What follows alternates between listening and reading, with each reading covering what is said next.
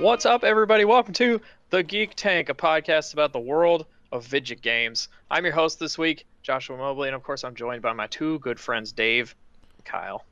Hey, Oh, hey. hi. Hey, how's it going?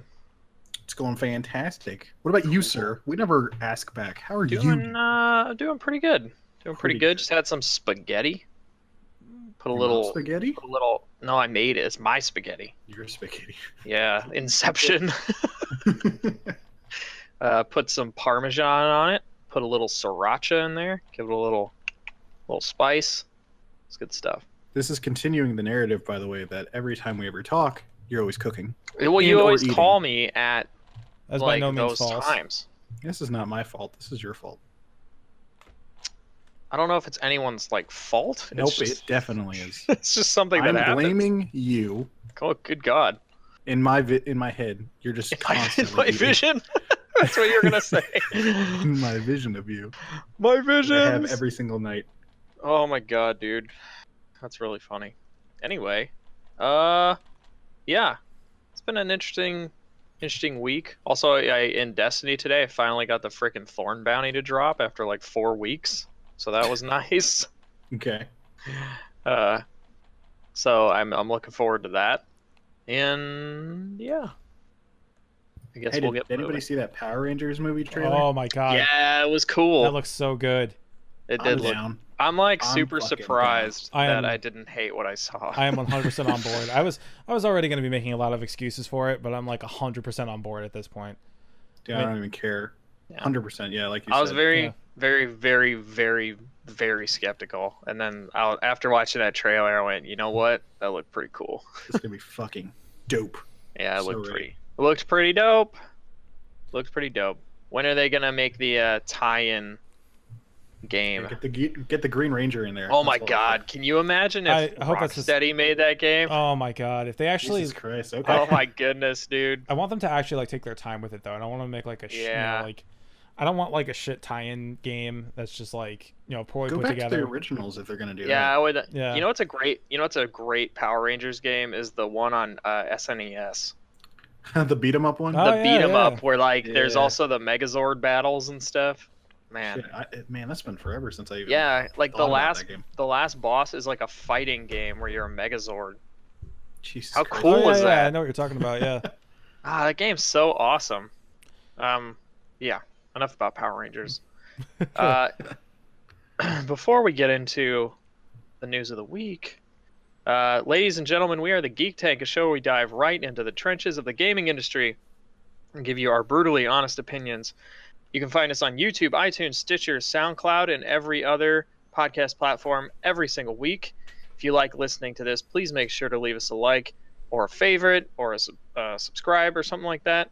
Just let us know that you enjoyed the show, because whether it's your first or 19th time listening in, you're an honorary member of the battalion.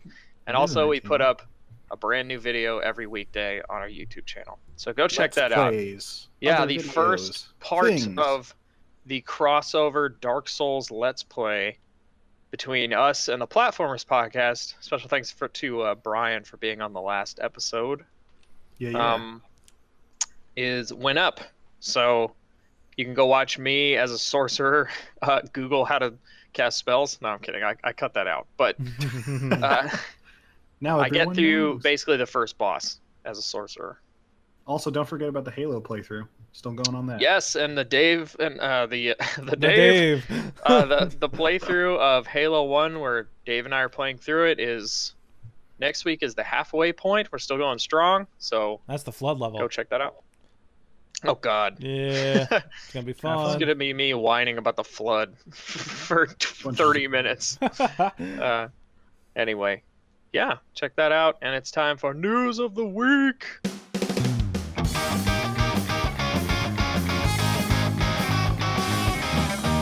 Boop. Damn it. Boop. All right. Try to catch you. First news story. Overwatch Halloween event kicks off today as of recording, so Tuesday. By the time you're listening to this, it's been going on, so get on it. You're behind. With a new PvE mode and tons of spooky loot, Blizzard rolled out a Halloween-themed limited-time event for Overwatch today called Halloween Terror. Like the game's previous seasonal events, Summer Games, players will be able to earn holiday-themed skins like a witch outfit for Mercy, a headless horseman getup for Reaper, which I actually got today, and it is so awesome. Nice. So cool. That is awesome. Frankenstein's monster version of Roadhog, which I also really want. That sounds And great. and there's a new brawl mode called Junkenstein's Revenge. Junkenstein's Revenge is a 4-player cooperative mode in which players team up to take down, quote, a host of eerie enemies. Players are limited in which Overwatch heroes they can play, as in Junkenstein's Revenge. Only Anna, Soldier, 76, Hanzo, and McCree are playable in the new brawl. Those 4 players will battle spookier versions of existing Overwatch characters. And it goes on and on and on. And it's sort of similar to the way they did the what's it called? The Summer Games one, where you got loot boxes and they had like, they had the exclusive things that you can only get during that time. It's the same thing here. So there's skins that you can apparently only get during this. So it's going to run till November 1st. So get grinding, because good God, I really want, there's a Junkrat skin that makes him look like a mad scientist. Kind of makes him look like Rick, honestly, from Rick and Morty. And I really want it. I want it really bad. It looks super cool. Morty, you gotta start your engines, Morty. You gotta start your engine. You gotta rev it up. You do that really well. Yeah, I'm surprised. I don't know, Doc. I don't have enough time. Well, G-Rick, I don't know. I Jesus Christ, Dave. I actually, when I went to Morty, Comic-Con you're a last scrub. year, You're like level 56. What are you doing? That's my level. that's pretty good. Some people are like, I'm at 3-0. Like, what? I'm like, you know what, man? People get intense. People do get intense. That's fine. Keeping on the Overwatch bandwagon here, we got one more story about it. Overwatch has reached more than 20 million players. Blizzard announced today that Overwatch crossed a new player milestone recently. More than 20 million players have registered accounts for the hero-based shooter. While it's not clear how many of those 20 million players have completely ignored escorting the payload for the entirety of a match or refused to step on the capture point during overtime, even though it's right there, like 1 foot in front of them. I mean, come on, guys. It's a long way from where Overwatch started. Jesus Christ. I didn't think that article was going to do that. But okay, Polygon. Yeah, thanks, Polygon. Wait, Polygon actually said that? Yeah, that was really that's really what's in the article. I thought that's that was you. Like, oh my God. Nope, that was not me. Overwatch racked up nearly 10 million players during its open beta earlier this year. When the game launched on PlayStation 4, Windows PC, and Xbox One in May, Blizzard touted some 7 million players had played the game's initial retail release in its debut week. Blizzard at the time said the figure represented the, quote, unique global player count, which includes anyone who played the digital or retail version of the game, as well as those who have played the game in internet game rooms. So, and then in August, they said that the Overwatch player count had passed 15 million, so they've passed 20 million, which puts it up against all their other games, except for Hearthstone, which apparently has 50 million player accounts. But I'm going to argue that because that game's free, a lot of those people probably don't stick around as much, so they probably made a lot more money on Overwatch, Most likely. honestly. I agree. Yeah. So Overwatch cannot be stopped. I haven't played it in a while. I jumped in today because the Halloween thing launched today, and immediately it was like, man, game's so good. It really is, man. Still continues to be freaking great. So That's a good point. It's like such a good game to just jump back into, you know? Yeah. However long you've been gone. yeah, It's for sure. Having a great freaking time. I'm probably going to play a lot more, actually, during this event because, again, I really have to have that Junkrat skin. Like, Dude, I'm so mad that I missed so much stuff from the. I would literally just pay $10 just for the Junkrat skin. Me too. Like, Yeah, it looks so awesome, and it's my favorite character, and I'm like, finally, a skin I actually like on him. So, yeah. I do hate Junkrat though. I love Junkrat, man. He's so awesome. Wreck face. Anyway. Cuphead now shooting for a mid-2017 release, because this game will never come out. Yeah. Developer says it won't compromise to ship the game this year. Cuphead developer studio MDHR now plans to release its stylish, cartoony platformer sometime in the middle of next year, according to an update posted to its website. Quote, throughout this year we discussed reducing the scope to make a 2016 release, but we made the difficult decision to delay the launch in order to ship with our vision intact. We are happy to announce that Cuphead will be coming to Xbox One, Windows 10, and Steam in mid-2017. We've been talking about Cuphead for... Since, like, Xbox reveal, right? Yeah, it got, like, I think it was the year revealed after. with the Xbox One. Okay. Yeah, it's been a while. Either way, a long time, yeah. Yeah, a couple years at this point. And, I mean, it looks gorgeous. It looks amazing. I just want to know what's keeping it. Are they, like, adding different stuff so it's not just a boss rush anymore, or...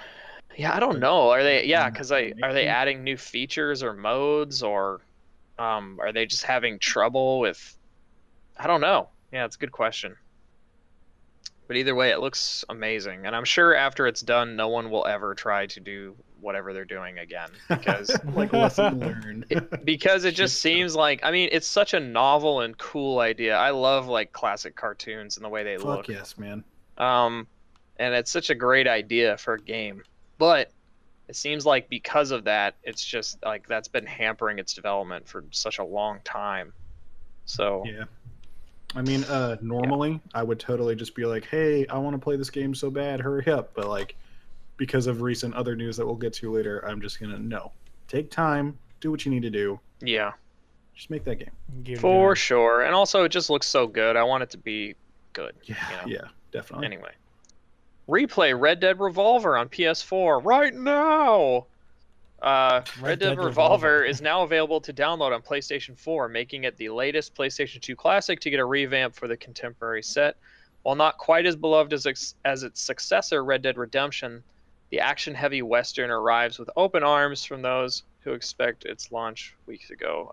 So basically, you can go to the PlayStation Store, and for $15, you can buy Red Dead Revolver. And it comes with trophies, remote play, second screen support, and 1080p visuals, which apparently Sony's been doing with the PS2 classics now on PS4, which is kind of interesting.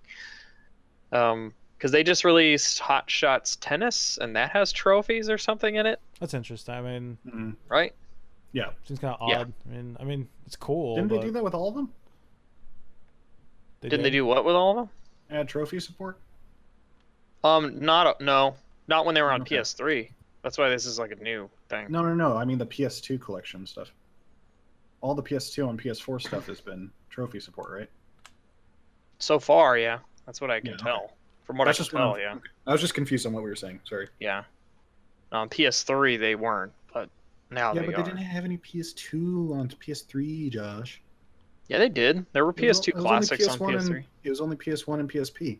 No, they had PS2 classics because they re-released the GTA games and stuff on PS3 as PS2 classics that you could download via PSN.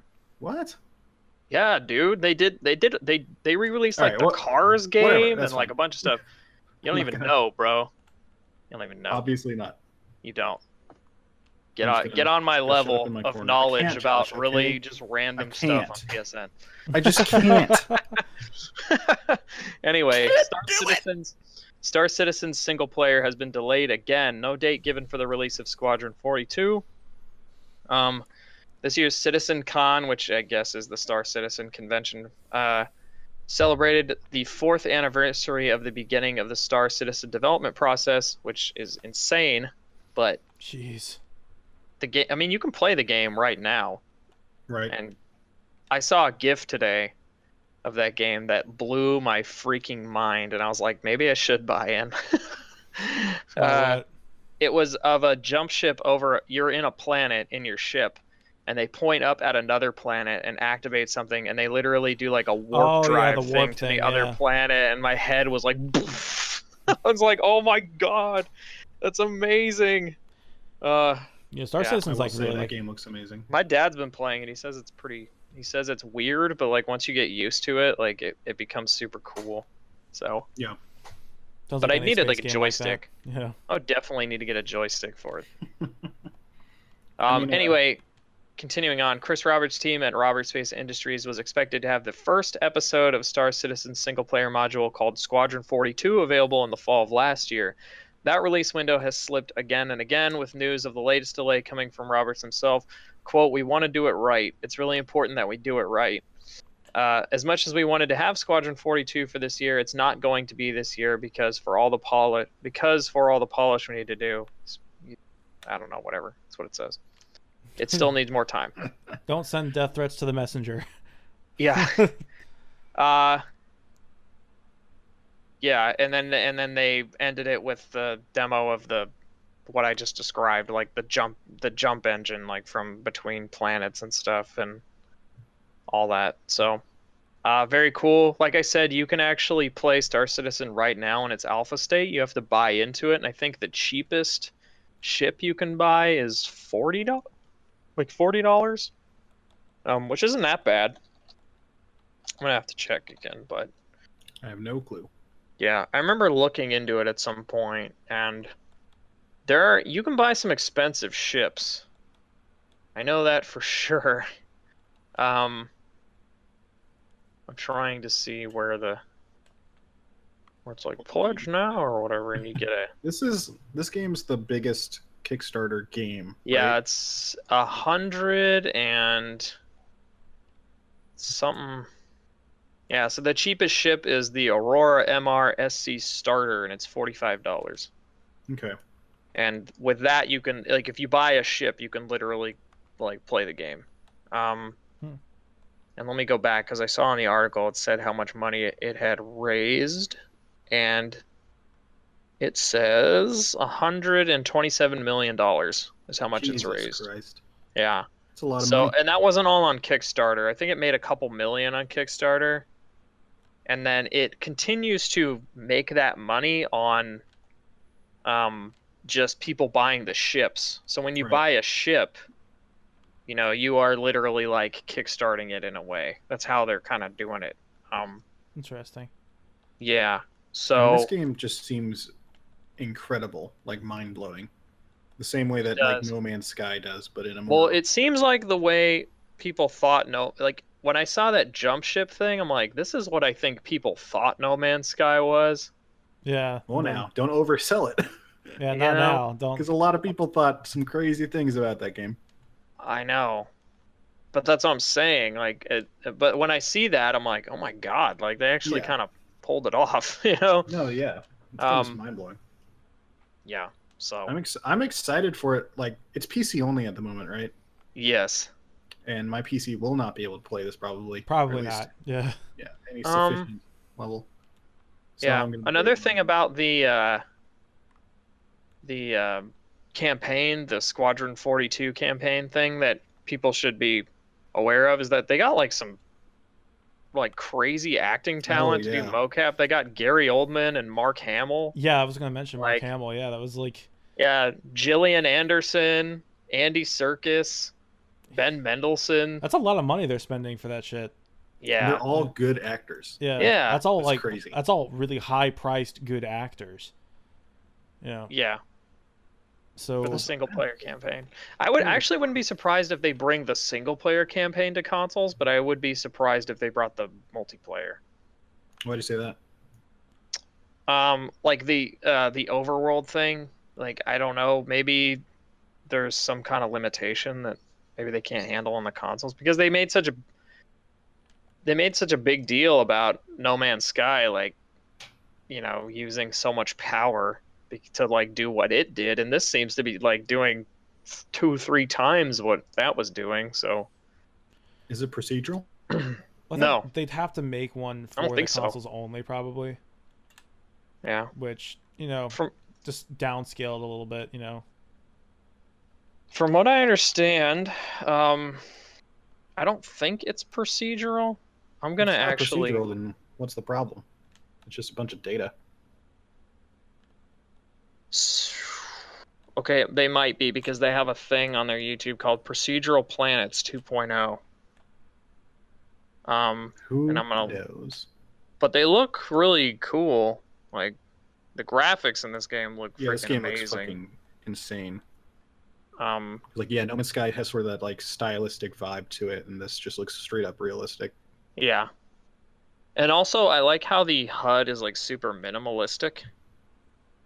Oh yeah. They also show in this video, oh my God. So they show on this planet like a sandstorm happens. and the first person perspective, they like run into this building and the building's like being torn apart by the sandstorm, and I'm like, oh my God, if this is procedural, that's insane. Like, but I mean, I'll believe it when I see it. I'm thinking about buying it at some point, but I think I'm gonna maybe wait around till maybe around Christmas. yeah. I Or I'll think just play it at my parents' house. Or that. that too. Yeah. I can't believe I'd never be able to utter that phrase in my life, but I don't know because my parents don't game. Yeah, my But, dad does. So but I was thinking about maybe like until they announce like a beta. I'm not even sure if I really want to touch it while it's still in alpha. they did do a beta weekend, and I got accepted, and I didn't play. No, but like when it goes into I open think I was beta. gone. Yeah. We'll see. I think this game is gonna be like one of those things that's worked on for a long time, you know? Yeah. For sure. But man, does it look cool. It reminds me of how Minecraft, where it's like, yeah, there's an official release, but it's like, what does that matter? hmm Yeah.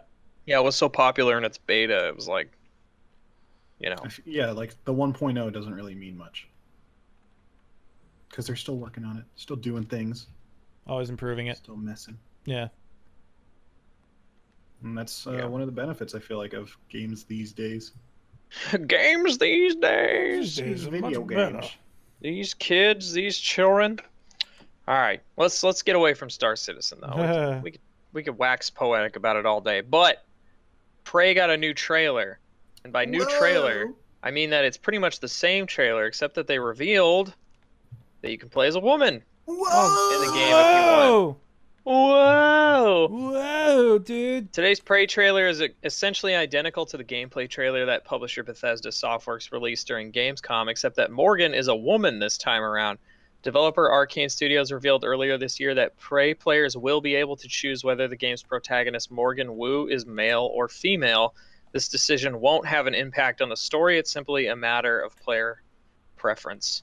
Quote, the theme of identity is central to Prey, said creative director Rafael Colantonio in an interview with Bethesda.net.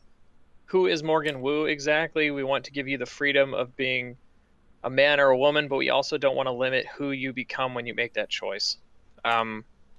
So cool. I wish more games did this, where they're just like, here you go, like, you know, make the choice or It's whatever. always cool to see more inclusion. Yeah.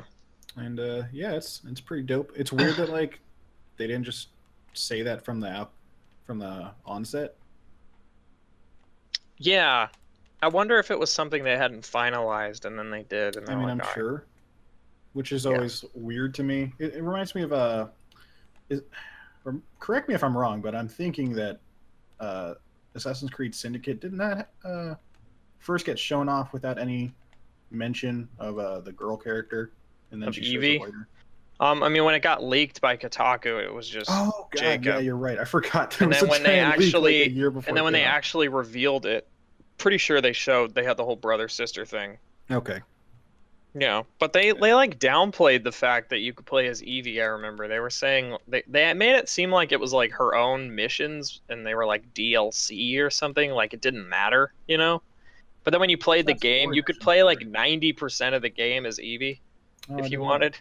Yeah, which is what I did because Jacob sucked. that. Jacob was dumb. That's always how I feel, you know? Like, usually the guy characters just suck. Yeah. Well, They can, yeah. specifically him. He was just boring and lame, and he was just, oh, he got me rooks, and it was like, man, Evie's over here doing like She's sneaky, right? freeing all the children from hard labor and doing the cool stuff. Like you're doing all this dumb crap, Jacob. Nobody cares about. I I don't think care, it's Jacob. funny that Prey is doing this while Dishonored 2 is also doing it. It's a little different in Dishonored though, in that both characters have completely different powers. Well, yeah, but I'm just saying, like, the similarity is Sure. funny. Also, Both Bethesda I don't really, games. I don't really Yeah. like how Dishonored is doing, because it's the same story but different powers, and I don't think they do enough to differentiate those two things. So it's not really incentivizing like a replayability value or anything to me. But this, because it's the same story, there's no difference, there's no power differences or anything. I'm totally down for that. I don't know. I'm still down for choice. I don't care Yay either for way. choice. I'm The not saying it's Dishonored bad. one though, what I argued was that I wish that they had done a thing in Dishonored 2 where it's like there are Emily missions and then there are uh, Corvo missions. That's pretty much what I just said.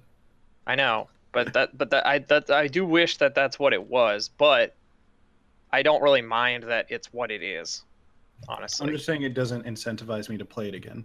But this, because it's not trying to be different, I think that's a good approach, because then it's just you have more ownership over the game this way, I feel. Mhm. It's a good move. I like it. Okay. I don't know who I'm going to play as. Anyway, I don't know. Wasteland 3 meets its 2.75 million crowdfunding goal.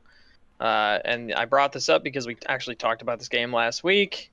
Currently, the game's crowdfunding campaign has raised more than 2.8 million, pushing Wasteland 3 toward a series of stretch goals, which include car companions, a bunch of pieces of flair, customizable Ranger Squad insignia, and some other things. So cool, good for them. Apparently, Wasteland has an audience, so That's that's awesome. Cool. Yeah. Yes. I actually backed this game today. I only gave Oh, it shit. $1. But it's basically like Advance Wars in 3D. And it's made by these like some Japanese developers, and it's pretty much classic Advance Wars, but with 3D like little mini characters, and then the little combat sequences are in 3D also and stuff. It's called Tiny Metal, I think was what it was called. Tiny Metal.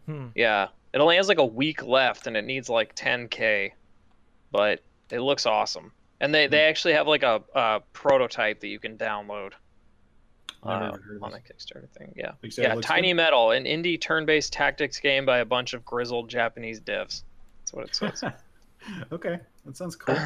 Yeah, You just remind me how much I want another I know. Another Advance Wars. Advanced Wars. I almost said Armored Wars, and I was like, what the fuck am I Armored talking about? Wars. Would you like some Armored Wars? Who No. knows? With all this Fire Emblem stuff going on, maybe they'll finally return. No, they won't, but I can dream. You can dream. Oh man. So, all right, and our last piece of news is super silly, but so awesome at the same time. So, there's a new StarCraft 2 mod out, and if anyone out there has ever watched Carbot animations, there are these little cartoons about Blizzard games. They started with StarCrafts, is what they were called. And they were just basically these like plays on like, oh, the Zerg rush is like funny, and they all look like these little fat like chubby characters that like fart and fall down and stuff and get killed in hilarious ways. It looks Well- like a. Oh, sorry. Go ahead. No, go ahead, ask. I'm just saying it feels like a Newgrounds animation. You know. It very much does look that way. And so the guys behind those cartoons actually went and hand drew every single StarCraft 2 unit, building, tile set, everything, and they created a mod called the StarCrafts mod, where basically you can play StarCraft 2 as these little chubby fat people cartoons, and it looks amazing. It looks so good. It looks really good. It looks I watched it incredible. whenever- yeah, And they you put- recreated the announcement cinematic. So Oh, that was yeah. pretty funny.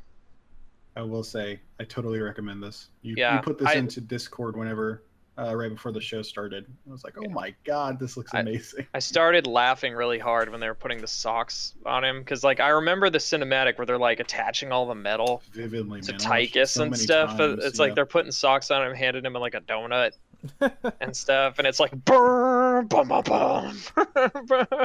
It's like yes. Oh man, I recommend everybody go check it out, even if you're not like a huge StarCraft fan, because like the animation and stuff looks incredible. It looks like a whole different game. It really almost. does, yeah. But you look down, you're like, I recognize what that is supposed to be. You know what I mean? Right, yeah. Uh, It feels like if the Behemoth made a StarCraft game. yeah, Love it. it's pretty cool. The platformers were just trying to call me on Skype. I don't know why, but I'm in the middle take of it. something. You should I'm in the totally take it. middle of something. Yeah, take it right on the air. What's up, bro? How you doing? You're on the Geek Tank. Record it live. Come- We're come- doing it live. Can I come through? Woo! Anyway, that's actually it for the news. Quick news. oh, Quick yeah. It's a news. light week. Yeah. Breezy in my shorts. Beautiful cover girl. Whoa, what? Easy breezy. That's not what I said. Well, it's what I said. So get used to it. The connotation between the two things we said are now creepy. Now I've said it. So get ready. All right. Get ready for topic of the show, Kyle. Brace yourself.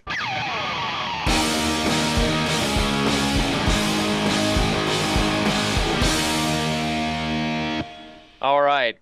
So I found this topic really interesting. And I imagine you guys will too. Anybody here a fan of the Unfarted series? Never heard of it. Have you never heard me say that, Unfarted? Unfarted. I don't think I ever heard you Yes, say you've that. said it before. By the way, everyone, please don't send me your death threats. I love Uncharted. I just call it Unfarted as like a joke. So Because we clever, had a Josh. friend who did not like him, and he called it Unfarted once. And so to make fun of him, we started doing this impression of him and saying like, "What are you doing playing Unfarted?" And then it just kind of became a thing. So Good story. Good anyway, this was a headline at GameSpot. It says Uncharted director criticizes AAA development, says it can, quote, destroy people. Some quotes here from what she said. She basically was on the Idle Thumbs podcast, which is like a really popular game design podcast. They have a lot of industry veterans on that show. It's really good. It's really good. I Recommend recommend it. it. Jinx! That's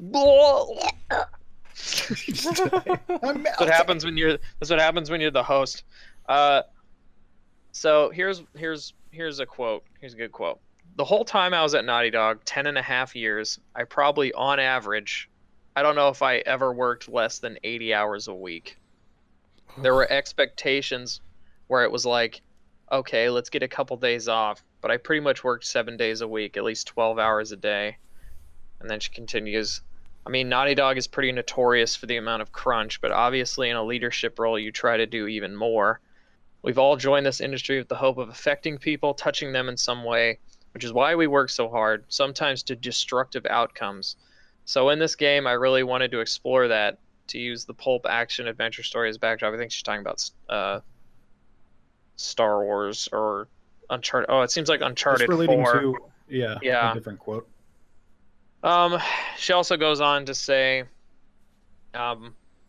working in the AAA space is like you never go home and see your families. They have children who are growing up without seeing them. I didn't have my own kids. I chose my career in a lot of ways, and I could be very single-minded like that. But I was making sacrifices. Did it affect my family? Yes. It was primarily affecting me, and I could make that choice. But when I look at other people, I mean, my health really declined, and I had to take care of myself because it was like bad. And there were people who collapsed or had to go check themselves in somewhere when one of these games were done, or they got divorced. That's not okay, any of it. None of this is worth that. And this is pretty common. You hear stories about this all the time. There was actually an article that was written by, I believe it was Eurogamer, about the development of the original Fable, like the first Fable game. Yeah. Oh, right, yeah. How- Rings true with a lot of these themes, where he was saying that he was working close to 80, 90 hours a week, wasn't going home, basically was running on like 3 energy drinks a day and like granola bars, and like basically had to check himself into a hospital at one point because his health was declining. He went through like a really bad breakup and like all these things, and his mental health deteriorated and all this stuff. And this, I know, these kind of stories are why I get kind of upset about the entire the lazy dev argument, you know. It's way more common even in non-leadership roles than a lot of people realize. And I don't even know where this topic really goes. It's supposed to go, but it's sort of like how do you think this can be addressed or fixed? Because Well, honestly, The only way I see it getting fixed, because okay, so my minor in college is labor studies, so I learned a lot about unions and poor working conditions, like in the early 20th century. Yeah. And a lot of a lot of the I'm seeing a lot of parallels between like women working in factories in like the early 1900s and uh, people, dying at work, child labor, all these kinds of things. There's a lot of parallels here in game development, surprisingly. Yet there's no developers union to kind of fight for them to have normal days. However, one could argue that having a developers union would actually hurt video games because it would make the price of game development grow exponentially because they would take longer to make, and there might be limits to crunch time or things like that. Their game developers' pay might go even higher. There might be more, there'd be less jobs because the people who are already doing, like, they can't afford anyone else, Yeah. I mean, that's a tougher conversation to have just because that gets into like political stuff. But for Yeah. me, the big thing that this really rings in my mind, because this affected me in a way that I was not really expecting. Because like we all remember whenever we talked about that Alex St. John article, Oh, Jesus Christ, that guy.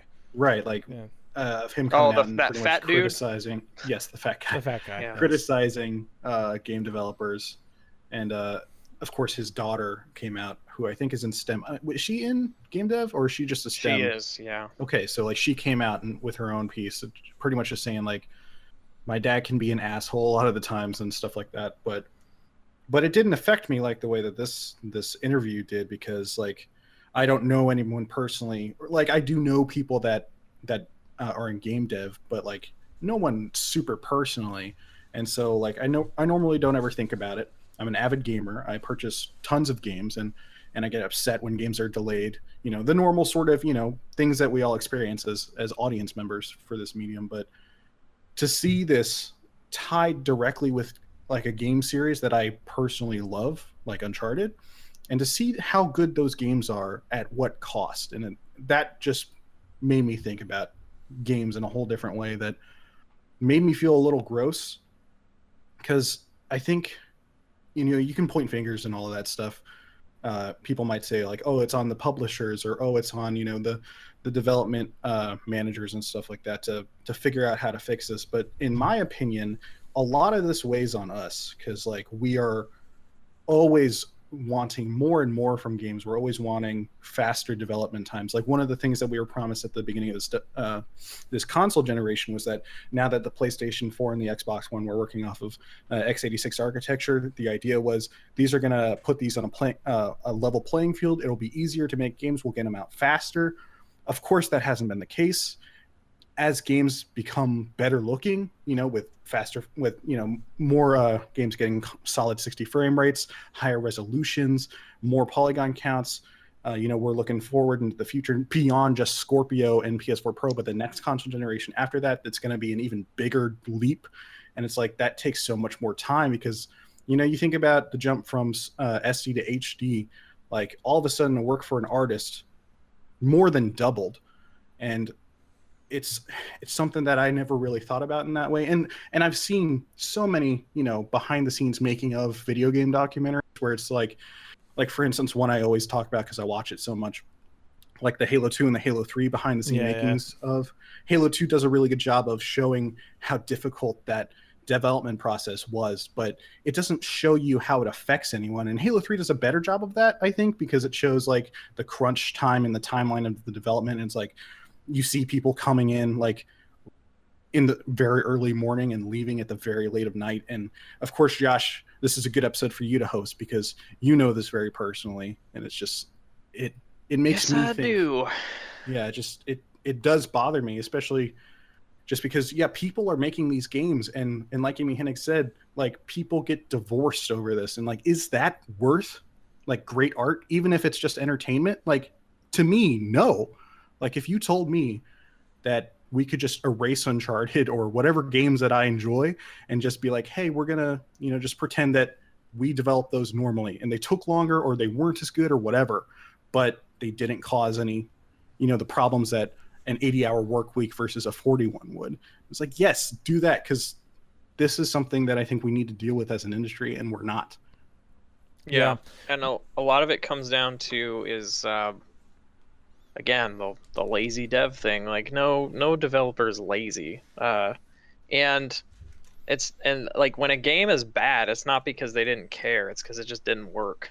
Right. Like, it's kind of like when you sit down, I'm sure artists will understand this. I used to do like web comics and drawing and stuff because at one point I wanted to be a concept artist.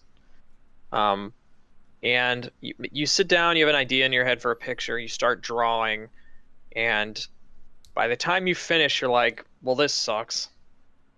Like, do you just erase it all? Like, you just spent 2 hours drawing this, right? Yeah. Or do you like finish it and say, well, I do better next time?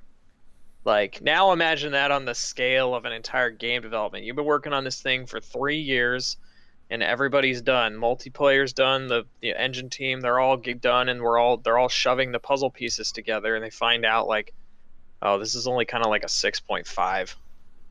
Like, right. Yeah, what do they sucks do? To hear. Yeah, it's been 2.5 years. What are you supposed to do? Like, not push the game out and make no money? You know what I mean? Right. So it's like, so when people get like mad because your game sucks, it's like, you don't need to tell them that. They know, Right. I mean, that speaking of Naughty Dog, like, everyone always says that, The Last of Us was like a 7 before it was going to get shipped, and then when they delayed it those 3 or 4 weeks, it became a 9 because they had time to actually fix a lot of the issues they had with it. Like, and I'm sure they worked their ass off during those couple of weeks too. No doubt. So, yeah, these people care. I deal with this. I'm not a game developer. My girlfriend is. A lot of my friends that live around me are. They work really hard at long hours. Sometimes I go to bed without seeing her. Like, it's real. The struggle's real, you know? It's unfortunate. And I always get so infuriated when I see people like, well, they didn't work hard on this Destiny expansion. I'm like, you know what? Go tell that to the guy's kid who, Right. he didn't get to throw the who's not able to baseball see with him. after school because he was off working on your dumb game, Yeah, I mean, it's tough too, especially with a game like that that has, a community that's like fervently demanding more content all the time, and the game would get criticized if they just, were able to do anything else. And it's like, I think another big problem with this is just a lot of games that we do wind up making are such a giant commitment for the development team. Not just, with like, oh, this is going to be a difficult game to make, obviously, but like with a game like Destiny, there's so much content that you just need to crank out for something like that. It's like making the original game and then making 5 more of them, but in a quicker time span, while you're on top of that working on pre-production for a different game. And like, there's no wonder there's more than 700 guys working over there. Yeah. I mean, what I think at the end of the day here is that rather than because Josh, your original question was how do we make this better, was how do we fix this? And I think it's not necessarily because we're attacking the symptom of a much larger problem within the industry, and also just a much larger problem in the world. Basically, this stems the reason why game development is the way it is, which is that you basically have these like never-ending crunches on video games, is because these companies have to, of course, make enough money to pay the staff that makes these games.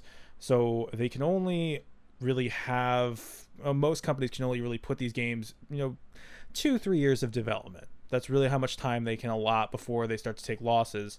They put the game out for $60 and they usually make a decent profit, might break even. And that highlights one of the issues, is that games are still $60. Games have been $60 for 10 years, I want to say. How long have they been? They've been $60 for a while now, haven't they? Since the 360 generation started. Yeah, because I remember, it was with 360 and PS3 that they was like, oh my god, it's going up another $10, fuck them. But it stayed $60 for another 10 years, and that's partially due to the fact that we had the recession in 2008. That everyone's wages went down. The wage disparity is getting worse. We have people who are poor getting poorer, the rich are getting richer, so we have a lot more poor people running around. They can't afford what games probably should cost nowadays, which is a completely different topic. But if publishers were really allowed to charge what they probably should charge for video games, then they could probably push out development time longer.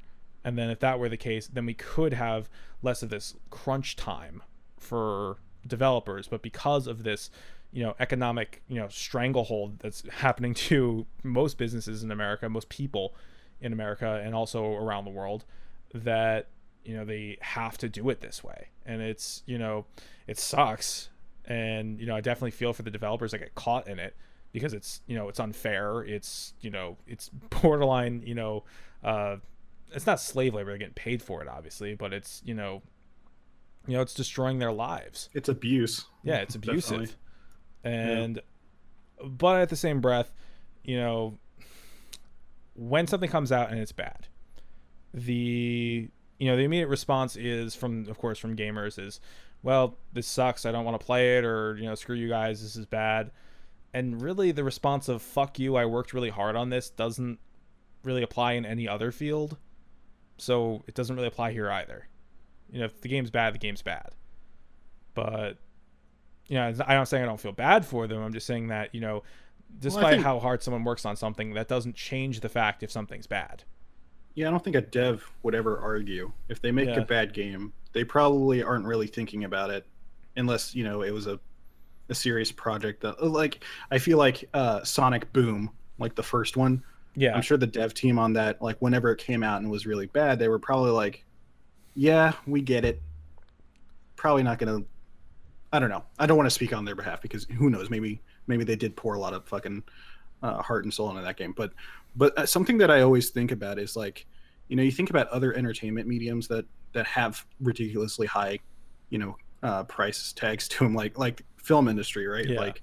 You think about how things have changed in film over the years.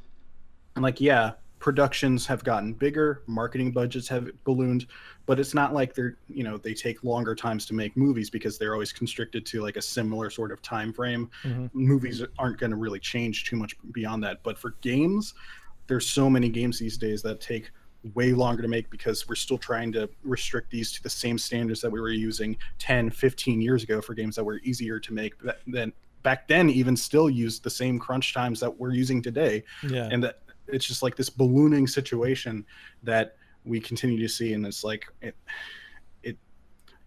it freaks me out on some level that, like, there are so many people that are so flippantly like, oh, fuck the devs, because they have the dream job or whatever. Like, that is such a weird argument to have. There was a post by Shinobi, who's a really big Twitter user, breaks a lot of news all the time. Very cool guy. Sweet dad, by the way. He posted the most adorable tweet yesterday. But anyway, yeah, he posted a tweet, this reference to a NeoGAF poster, who was pretty much just saying that, like, fuck you, dev, if you're taking, I think it was in reference to one of the games that got delayed, but it's like, this is bullshit or whatever. And it's like, it's this sort of attitude that is forcing, not single-handedly, but definitely attributing to this sort of this just culture of impatience that not just games feel, but everyone does. And we live in an age where you can send out a message in a couple of seconds. We're all so connected that the idea that a game like Final Fantasy 15 takes 10 years to make, and people are getting more and more impatient, and then it gets delayed again, and it's like, oh, whoa, and then all these jokes come out, and like, yeah, I think we should hold devs responsible when they're not able to make a game the way they said they would make it in the time they said they would make it. But still, this is like, game development is not like any other job, any other art form. It's a community effort of oftentimes hundreds of different people that takes years, and it doesn't come together till like the near end. So this expectation that we put on developers, I think, is so ridiculous that, like, for me, as someone who's been looking forward to Final Fantasy 15 for a very long time, I was disappointed when the delay came out, but like I'm not gonna fucking ham on everything because I've waited for so long. That's fine. I'll admit, I kind of laughed at them because that whole thing with the Final Fantasy Uncovered, and then they delayed the game. It's a funny situation, I thought yes, it was because funny. like they went through this whole thing. It was like, hey, it's actually going to be November. I wasn't. Wait, it's September. It was a funny thing to make fun of. Yeah. Yeah, but, I wasn't pissed off about it. I'm just saying I kind of giggled. Of course, it was just but still, regardless, I do think that a lot of this is on us as gamers, as people that consume this medium. That like we need to change the way we think about game development on both sides. We need to make developers feel safe to say, okay, don't work 80 hours because that's not right. Don't push yourself past 40 because you have a family at home. Or if they're just single, you have your own mental health to think about. Take care of yourself. That's the way that we should be approaching this. And this is a problem that, of course, a lot of Americans deal with. Of course, Japanese people do as well. That's a big problem with suicide rates over there. Mm-hmm. And it's just this is beyond just a problem that games have to even deal with. But the way that I think we can approach this, at least from our perspective, is just to like understand what the fuck they're going through for once. Like Josh, everyone that he knows at Telltale gets so much shit for that engine, and yeah, it doesn't look like Uncharted 4, but it still takes so much work to crank that game out. So, yeah, and man, I wish somebody from there could tell you about how difficult it is to work with it. Yeah, I wish somebody could tell me, because like this is something that I think, because this isn't just within the AAA space. This exists all the way to the indie space, the smallest game, Like, of course, a really good documentary we watched, Indie Game the Movie, which really shows oh my god, a slice, a very small slice of just what it's like to develop a game like that. And it's fucking hard. And Jesus, if we all fucking love games, we should love the people that make them as well. And of course, I'm not saying that like criticism is bad. We should criticize when needed, but like this isn't criticism. Healthy criticism. Yeah, like this isn't that at all. This is just people's lives. It's just their work. And as somebody who works 40 hours in an office job, not making games, doing something that's pretty easy, my heart goes out, because it's like all I want to do is play games. But I don't want to play games at the cost of somebody just losing their marriage or absolutely not becoming an alcoholic. And it's just like that fucking breaks my heart, because that's not what games are about, and that's not what they should be, and it's not fucking worth it. And yeah, for sure. Yeah, I was gonna say something, but I forgot. Honestly. Well, I mean, I definitely agree that to the extent that the devs are worked right now is absolutely absurd. There's if she's saying like 80 hours on the regular, that's like literally she's like during the whole development process she's working that long. Like that's ridiculous. Like no one can sustain that. Eventually, and we didn't even talk about this part. Eventually, screw like turning to alcohol, drugs, anything like that. Eventually your body just gives up. Like eventually you just burn out and you pass out at your desk, and of course, like you said, you have to be taken to the hospital, or like your body just says fuck you, I quit, and stops. Like that's what that's like what happens. The guy from the what's it called? Yeah, you got it. Yeah. You're on it. But I will say sorry, that this entire issue is a very complex one, and I think it does start with gamers being a little more sympathetic, but at the same time not necessarily losing the critical eye. I mean, I'm saying that as a guy, I review video games. Like I have to keep a critical eye, because of that, but I also have a sense of sympathy for developers, like understanding that like not attacking on things that not being unfair, I guess is what is the general term I'll use. And of course, and also just trying to, and this is like a whole different topic in itself, like trying to curtail the the more saltier constituencies of our fan base, of our community. It's it's the nicest way of putting it. Basically, I'm just saying we have to shoot down the shitbirds, but no, you got a shoot point. Down the shitbirds. Yeah, but I think in terms of dealing with like people that are upset with game developers and things like that, it's like I don't know if there's a really good way to really approach that. Just in the same way that like, how do you fucking deal with a troll? You know, like that's people like that will Yeah. exist for Well, I think probably ever. I think it starts with, not necessarily going. It's being able to step in this sort of like middle ground. So like, let's say, hypothetical situation, game we're all waiting for gets delayed, and somebody's upset, and I think that it's healthy and it's okay to be upset. I think that's fine. Yeah. But and to be irritated and annoyed, that's fine.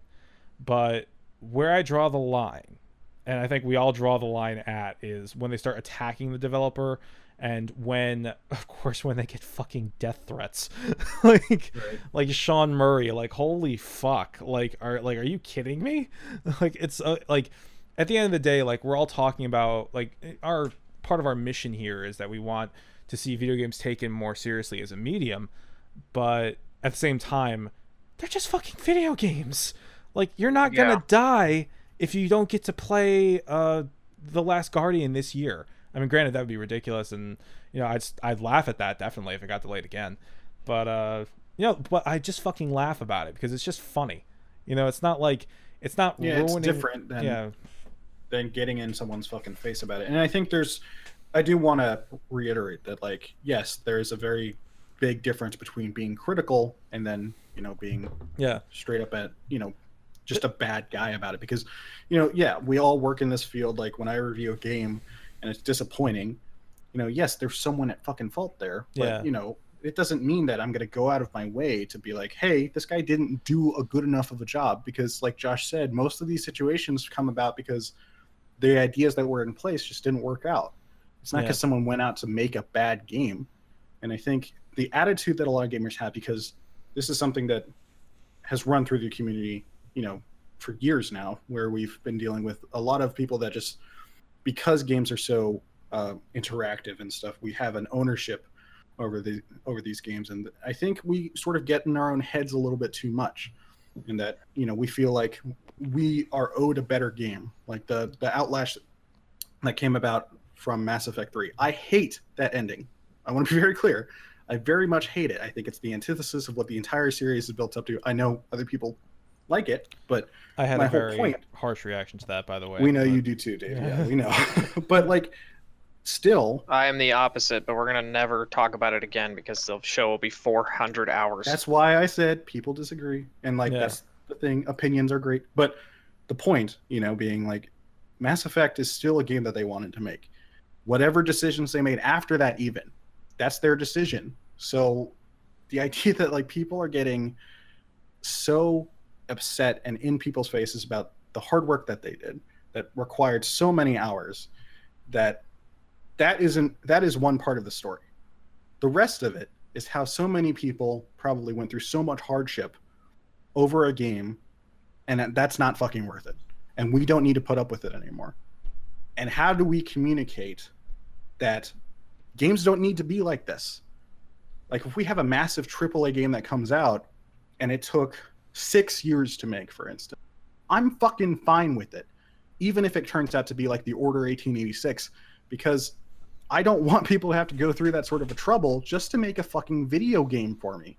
It's entertainment, it's art, it's entertainment. At the end of the day, it's not fucking food. I mean, I'd say if anything, now would be the time to slow development down, because we have so many people making video games at this point. We're never not going to have a video game to play. It's, it makes sense to start focusing on quality versus quantity, because we have an absurd quantity at this point. We have way too many video games to play, which is a great thing to have. But now we're starting to see the tears. We're starting to see the bad parts of rushing these games and trying to get them out, in time, quote unquote. Which how do we change the standard? This is just like the big thing, right? Because there's a standard in how long a game takes to make, and for the most part, and the resources required for it. Developers, of course, always try to plan and be like, okay, this is how much time it will be. This is how many people we need to hire. But like at the end of the day, there's always stuff, because this is, again, an artistic and creative medium. stuff changes all the time. So Yeah. how do we change that standard? How do we just make it okay for a game to take a long time to take? It's weird because there are very few studios that can like live, have their cake and eat it too. Like I would say Exactly. Blizzard Good point, yeah. is probably one of them. Like I feel like Yeah, Rockstar. yeah, from what I understand, like Blizzard can take their time on any project. They have hundreds of employees and they're all working on different projects. And even if like, there hasn't been a substantial Diablo 3 patch for months, you know that, a new Hearthstone adventure came out, and then there's this Overwatch patch, and then WoW's new expansion comes out. So it's like there's always kind of something there to like whet people's appetite. But then again, they also can make, they can take their time with whatever they're making, Right. which is good. And I feel like there's probably some crunch at Blizzard, but I've never heard of. I've met some people from Blizzard, and I never got the impression that they were overworked.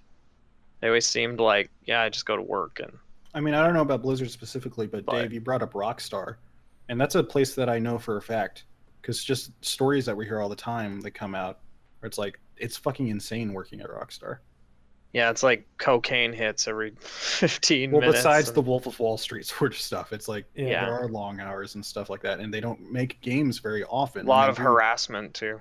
That as well, yeah, and I think, I mean, that's Rockstar specific, so you can't really apply that everywhere. Hopefully, at least, but I think, Dave, you were talking about this earlier, which I think is super true. We're talking about prices in games, and that makes it really difficult for a publisher or even a developer themselves who are self-publishing to continue development of a game on for years and years, just because we need a certain sort of revenue return from this, and the $60 price tag's not going to really cut it. That's why you see so many different monetization processes going through, because games are getting crazier and crazier to make, and then that makes gamers upset because A, we don't like change, and B, we don't want to pay more for products that we think are unfinished or whatever.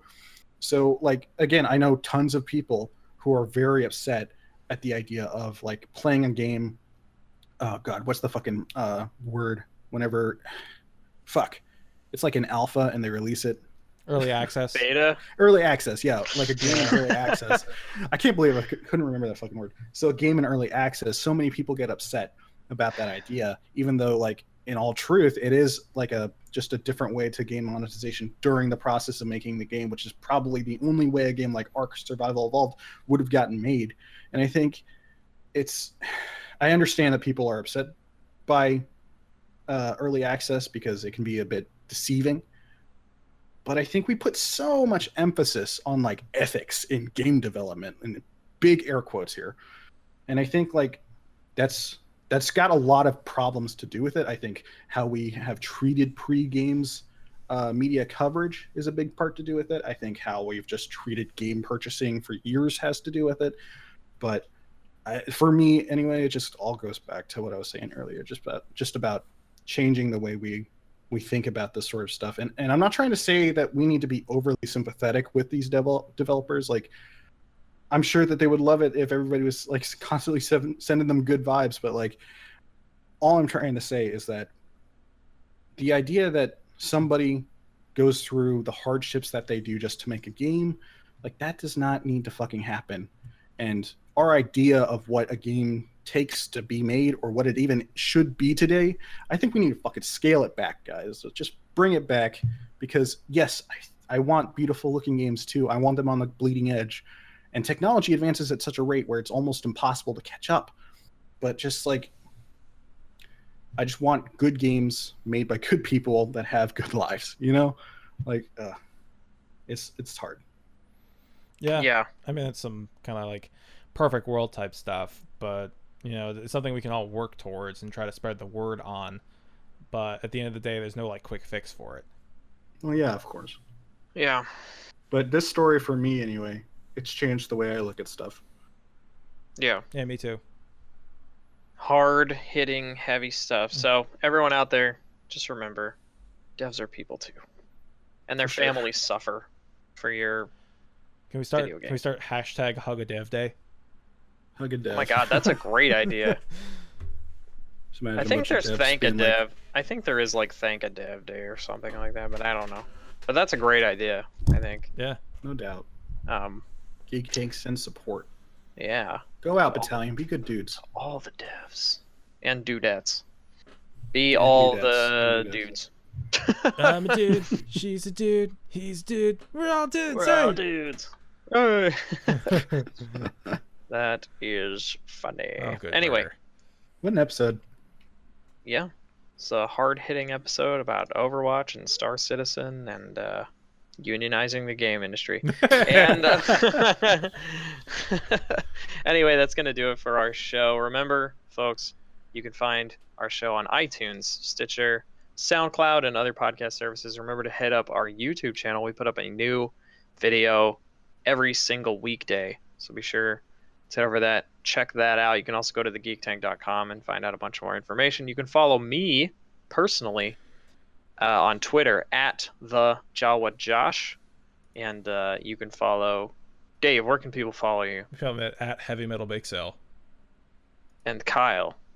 You can follow me at +1 attack, PLUS number 1 ATTACK. Yes, yes. All right, that's gonna do it for this week. Remember, tell your friends, leave a review on iTunes, and eat your vegetables. Bye, everybody. Bye.